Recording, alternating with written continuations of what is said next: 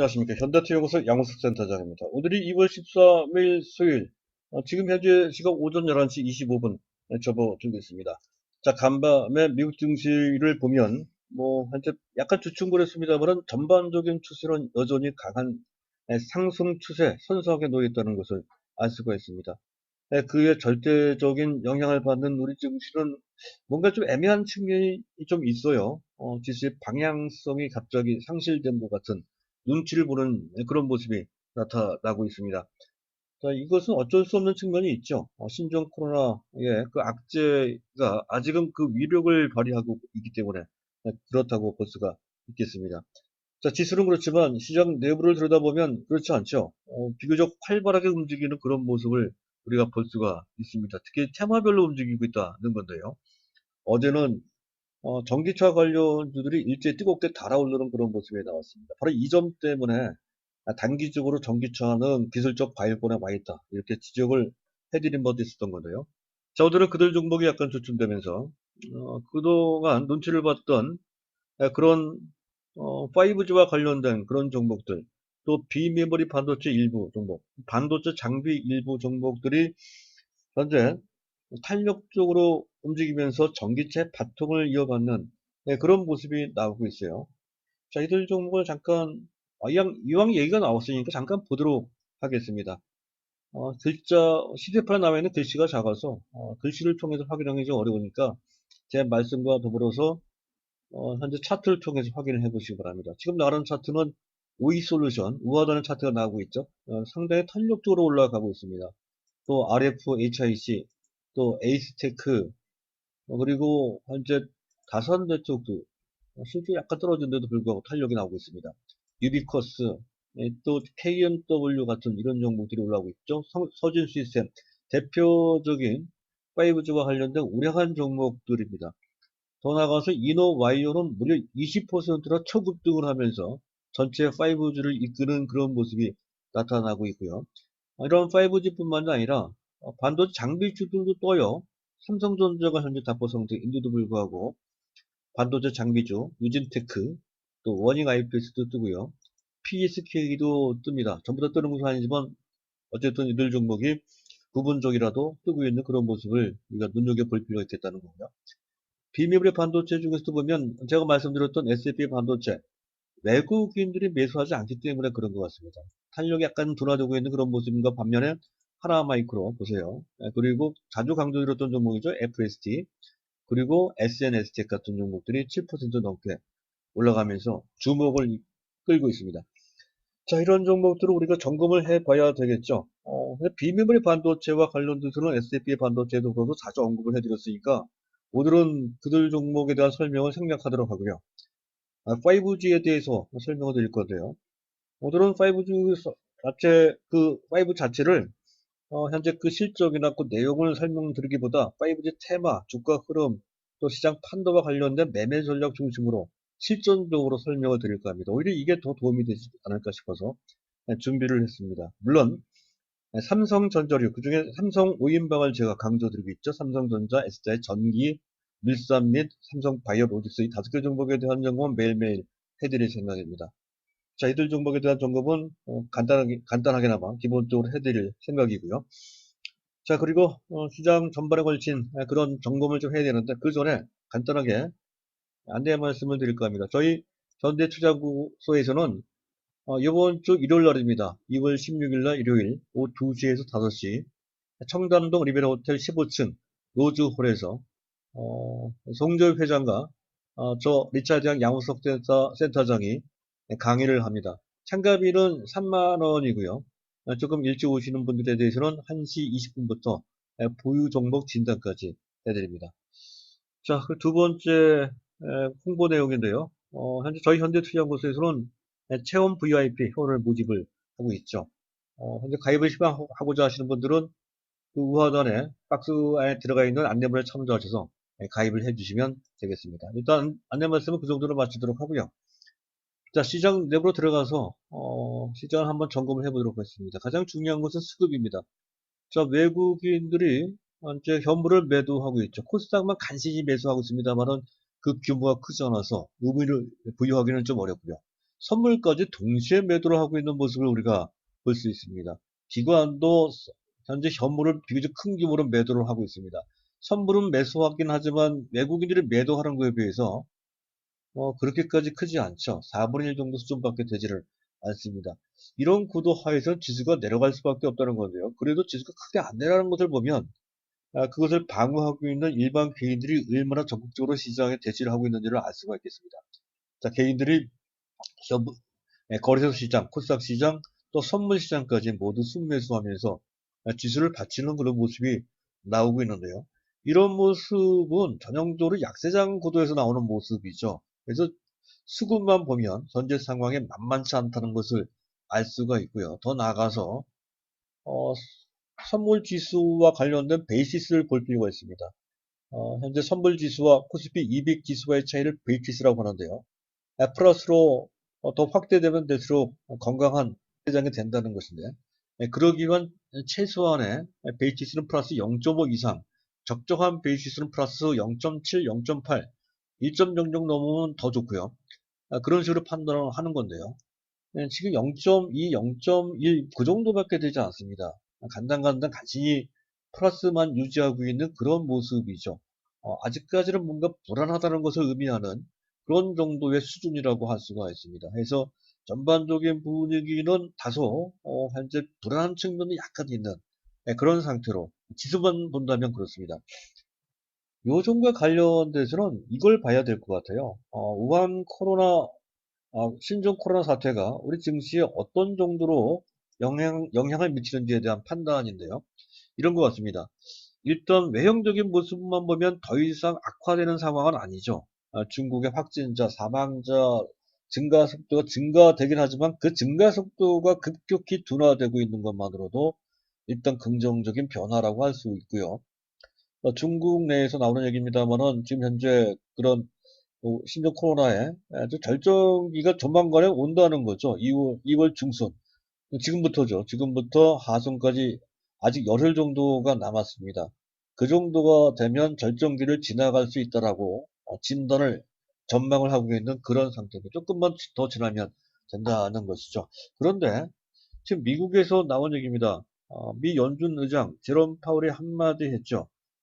중국 인접국도 그렇지만 미국에도 부정적인 영향을 미칠 수가 있어서 그것을 관찰을 해야 된다라는 취지의 그런 발언을 했습니다.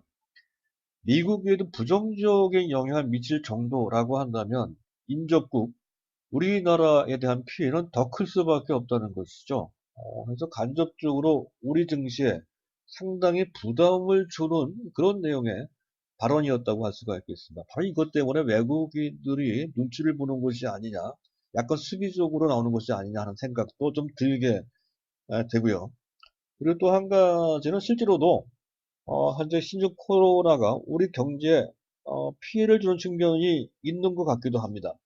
2월 1일부터 10일까지 일평균 수치를 보면 3.2% 줄어들었습니다. 지난 1월 달에는 4.8% 늘었거든요. 그래서 플러스로 반전에 대해서 수출이 나쁘지 않을 것이다 기대했던 건데 거기에 찬물을 끼얹는 결과가 나왔어요. 바로 이런 것 때문에 외국인들이 수비적인 태도를 보이는 것이다 이렇게 판단이 되고요. 따라서 현재 일반 개인들이 받쳐서 지수가 떠받쳐 있기는 하지만 전반적으로 이 상황이 개선되지 않는다라고 했을 때에는, 즉 우한 사태가 개선되지 않는다라고 했을 때에는 이런 식으로 지수가 답보 상태나 약간 조정을 받을 수 있는 그런 상황이다. 현재는 약간 그런 측면이 있어요. 객관적으로 봤을 때. 네, 그런 상황이다 보니까 지수는 이제 답보되어 있다는 것을 전제로 해서 시장이 내부적으로 반응하는 것으로 볼 수 있는 것이 바로 순환매가 돌고 있다는 것이죠. 그래서 어제는 전기차가 뜨겁게 올랐었고요. 오늘은 5G가 선도하면서 다른 테마주까지 이끄는 그런 모습이 나오고 있는 것으로 그런 흐름이 한 이런 지수가 박스권일 때 보통 나오는 모습이죠. 그렇게 이제 볼 수 있는 국면입니다. 한 가지 재미있는 것은 보통은 5G까지만 움직이고요. 반도체 관련주로 삼성전자와 직결되는 그런 분야이므로 이렇게 지수가 정체될 때는 반도체주가 움직이기가 어렵습니다. 근데 오늘 반도체 장비주까지 같이 움직이는 것도 들어봤을 때에는 아무래도 시장 참가자, 거기는 외국인도 포함되어 있을 것으로 추정이 됩니다. 에서 시장이 풀릴 것을 어느 정도 대비하기 위해서 이제 반도체 관련주들이 올라갈 수 있다라고 보고 미리 선취 매수하는 측면도 다분히 있다는 거죠. 일부 비메모리 반도체 아까 봤죠?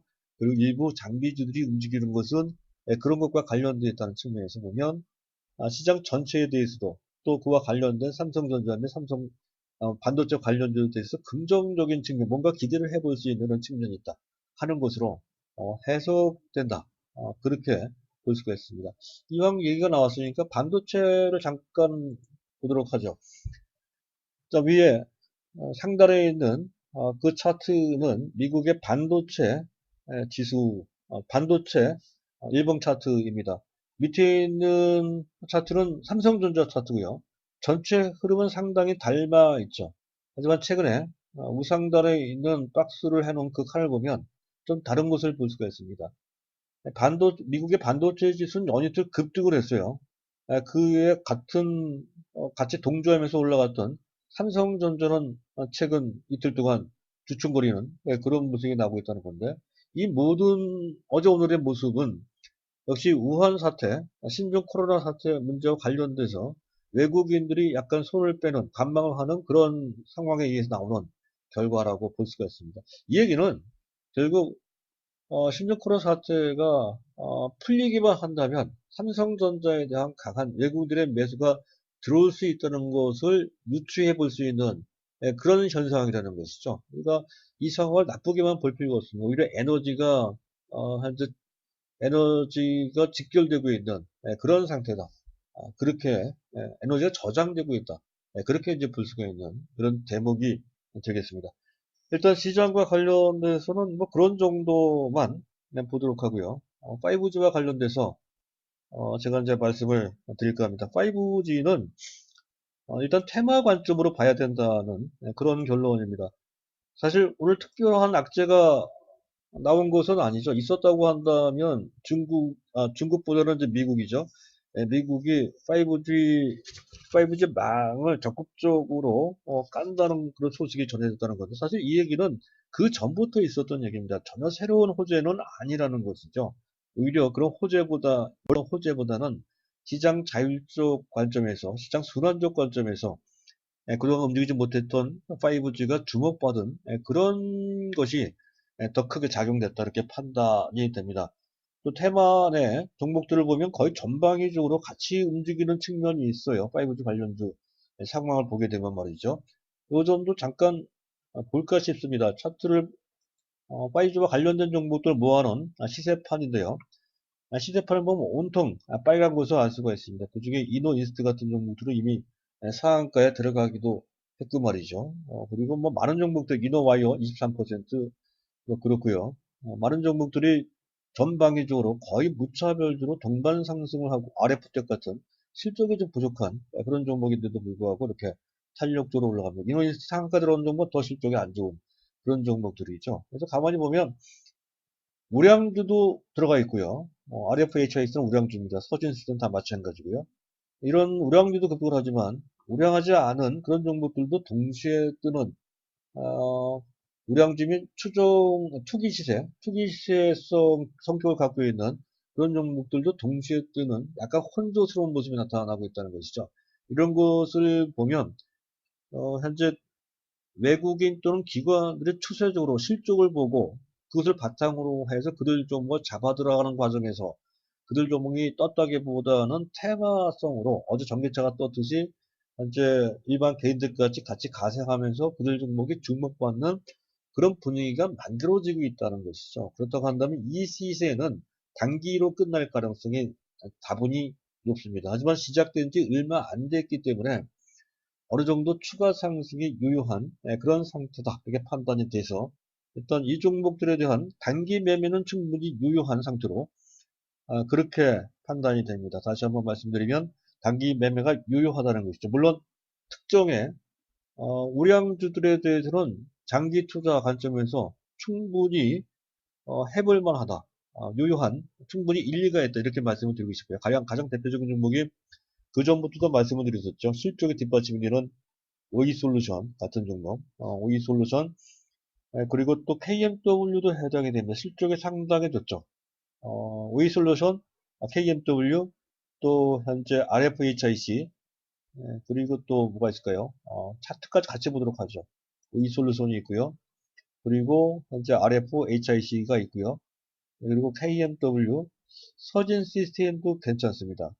자, 이런 정도. 그리고 그 정도만 보면 될 것 같은데요. 그런 정도만 보면 될 것 같습니다. 근데 무턱대고 아무 종목이나 또 무조건 된다는 관점으로만 봐서는 안 된다는 것이죠. 앞서 설명드렸던 것처럼 이 시세는 순환적 테마성에 의해서 올라갑니다. 물론 그중에 우량주는 장기 투자해도 되지만 우량주조차도 단기적으로 너무 이상 급등을 하면 현재 약간 트레이딩 관점에서 일부 물량을 내놓고 이익을 실현시킬 필요가 있는, 즉 매도를 할 필요가 있는 그런 측면도 분명히 있어요. 물론 오늘 당장 그렇게 할 필요는 없어요. 오히려 매수 관점입니다. 매수했을 때 이왕이면 가급적 우량주를 해야 된다는 건데요. 유의사항을 제가 정리를 좀 해놓은 게 있습니다. 그걸 보면서 말씀을 드릴까 합니다. 5G 관련이죠. 자, 일단 5G와 관련된 대표적인 실적들을 보면 현재 지금은 탄력적으로 올라가고 있지만 작년 4분기 실적이 아직 안 나왔죠. 작년 4분기 실적 및 금년 1분기 실적, 아마 2분기 실적까지도 그 영향을 피하기가 좀 어려울 것 같은데요. 실적이 예상보다 좀 부진할 가능성이 다분히 있다는 것이죠. 이유는 지금 국내 통신 3사가 투자 대비 성과가 좀 부족하다는 이유로 해서 작년 하반기 때부터 투자를 갑작스럽게 크게 축소를 했습니다. 지연을 했다고 표현을 하는 게 더 맞겠네요. 그 바람에 그와 관련된 국내 5G 망 설비 투자와 관련된 실적이 상당히 안 좋아졌다는 것이죠. 해서 작년 4분기 실적 및 금년 1분기, 2분기 실적이 썩 좋지 못할 것이다. 이렇게 볼 수가 있습니다. 그것을 만회하려면 해외에서 현재 활발한 현재 매출을 통해서 수출을 통해서 실적을 내야 된다는 건데 아무래도 시간이 좀 걸릴 수가 있다는 것이죠. 그래서 내년 금년이죠. 금년 상반기보다는 하반기 때 실적 개선을 기대할 수 있는 그런 상황이라서 지금 실적과 관련된 불확실성이나 실적과 관련된 어떤 변수가 있을 수 있다는 점에서 너무 지금 올라가는 것에 대해서 너무 크게 의미를 부여해서는 안 된다는 것이죠. 어떤 측면에서 봤을 때 단기 트레이딩 할 필요도 있는 그런 상황이라고 판단이 됩니다. 그리고 또 한 가지는 우한 사태 이 문제는 우리나라뿐만 아니라 특히 중국은 문제 당사국이니까 그와 관련된 어떤 현재 문제가 있을 수 있다는 것이죠. 중국은 금년 들어서 340개 도시에 5G 망을 구축하기로 계획을 한 바 있습니다. 그와 관련된 어떤 문제가 발생이 되면 그 가치가 훼손될 수가 있다는 것이죠. 중국 모멘텀이 훼손될 소지가 있다는 것도 일부에서 나올 수가 있습니다. 그런 문제가 아직 깔려 있는 상태고요. 그런 관점을 염두에 두면서 앞서 말씀드렸던 것처럼 실적과 기술력이 뒷받침이 되는 우량주로 압축을 해야 되고요. 반드시 한 종목만 하십시오. 이것저것 할 만한 그런 상황이 아니라는 것이죠. 한 종목만 딱 하시면 된다는 거고요. 그리고 자, 오늘까지는 장대 양봉 2개 정도인데요.